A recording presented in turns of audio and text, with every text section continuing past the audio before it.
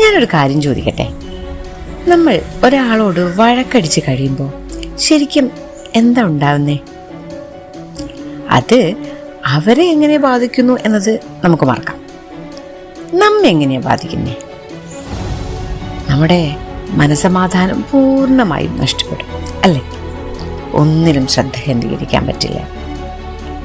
പലപ്പോഴും തോന്നും, ഒന്നും വേണ്ടായിരുന്നു. എന്നാലും പോയി സോറി ഒന്നും പറയാനിട്ട് മനസ്സ് സമ്മതിക്കുകയില്ല. അങ്ങനെ ഓരോ വഴക്കും നമ്മുടെ തന്നെ മനസമാധാനമാണ് കളയുന്നത്, അല്ലേ? നമുക്കൊന്ന് മാറി ചിന്തിച്ചാലോ? നമുക്കിങ്ങനെ ചിന്തിക്കാം, അവന് അല്ലെങ്കിൽ അവൾക്ക് വലിയ വിവരമൊന്നും ഇല്ലാഞ്ഞിട്ടായിരിക്കും, പക്ഷെ ഞാൻ അങ്ങനെയല്ലല്ലോ, അങ്ങ് ക്ഷമിച്ചേക്കാം. ഈ ഒരു ചിന്ത തോന്നുന്നിടത്ത് നമുക്ക് ഒരു സുഖം കിട്ടാൻ തുടങ്ങും. അതെ, മനഃശാന്തി.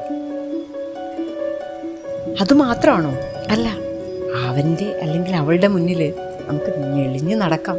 കാരണം ഇവിടെ വിജയിച്ചത് നമ്മളല്ലേ. അതെ, സന്തോഷവും കിട്ടി, വിജയവും കൈവരിച്ചു. ശരിയല്ലേ?